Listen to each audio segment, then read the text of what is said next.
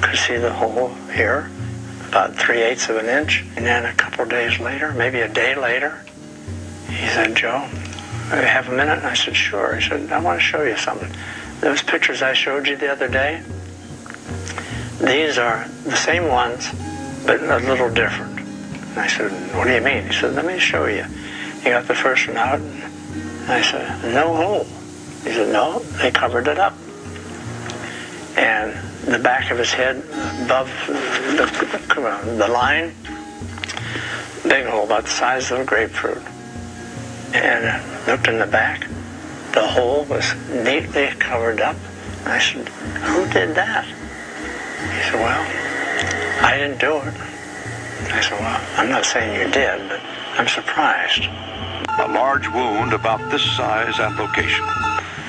Let me show you, to my best recollection, what the wound looked like to me that day in trauma room 1. Before each doctor looked at the photos, he described the wounds he had seen back in 1963. I could see the president's head wound quite well, and I was probably looking into a wound that was on the lateral or the side part of the head and the back part of the head. It would be this portion of the head right here. As I remember, it's like this, that there was a big wound, big deficit in his skull and the temporal parietal area. But what about this photo, which shows what appears to be only a small entry wound in the back of Kennedy's head? I've looked at these autopsy photographs at the National Archives on many occasions now. I've actually been there on 9 separate visits. When the photographs of the back of the head at the autopsy were shown to 16 Parkland doctors, all 16 said they did not recognize that photograph as what they had seen in the emergency room at Parkland Hospital. How many people did recognize it? 0. When I went to the archives to look at these photographs of the back of the head, there's a pair of photographs, so I used the stereo viewer. And what I saw was really quite shocking.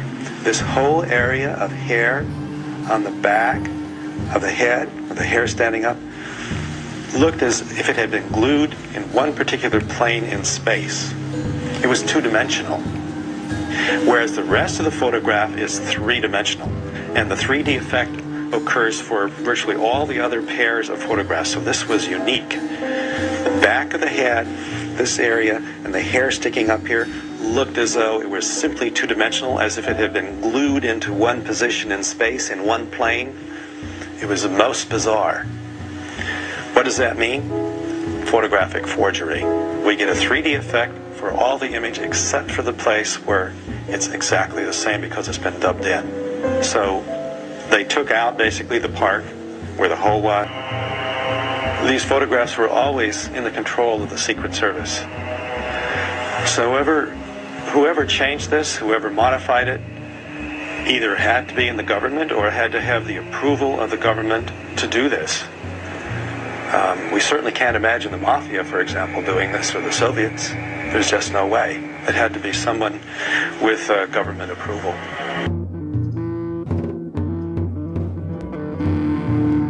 For photo analyst Robert Groden, who gained access to the original and worked on it secretly.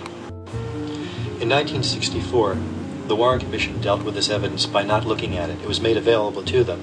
They felt if they looked at it, they would have to deal with it and publish it. So they didn't deal with it. In 1977, around that time frame, the House Assassinations Committee had the photographs. What they did with it was even less excusable. They had the photographs, they had the questions that were brought to them about the photographs, and they did not allow the Dallas doctors, the most important witnesses in this particular area of the evidence, to even view them. And the reason seems quite clear.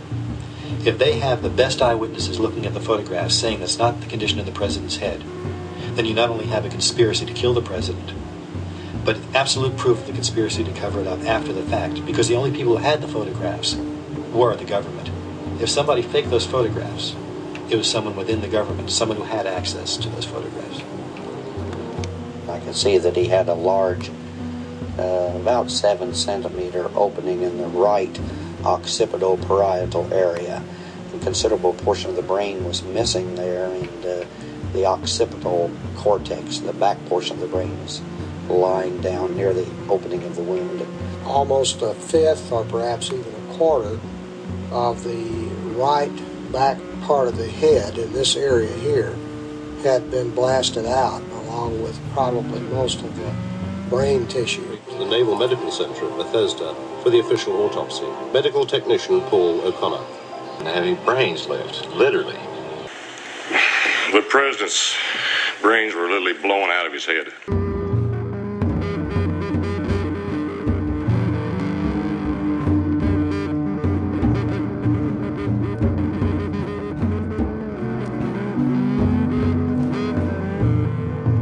I saw his head practically open up. He was shot in the right temple. Been struck by a bullet in the right temple.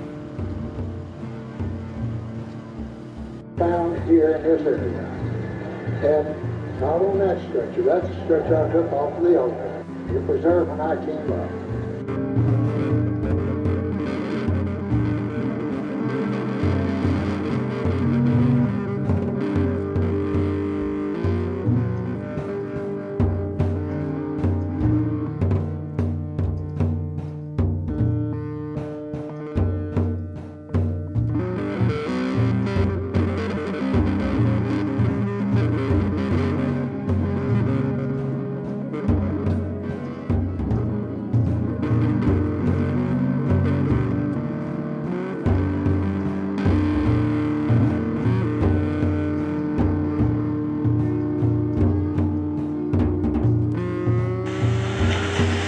I was under orders not to talk until that time. What? I was under orders not to talk to anybody. By whom? By the United States military brought in orders a couple days after the autopsy, and we were to remain silent. But you talked to them for an hour and a half. You told them all types of things in that document. I received permission from the Select Committee on Assassinations to talk through the Secretary of Navy and Secretary of Defense. There was a monstrous cover-up of everything. I know it, and so do the people who covered it up.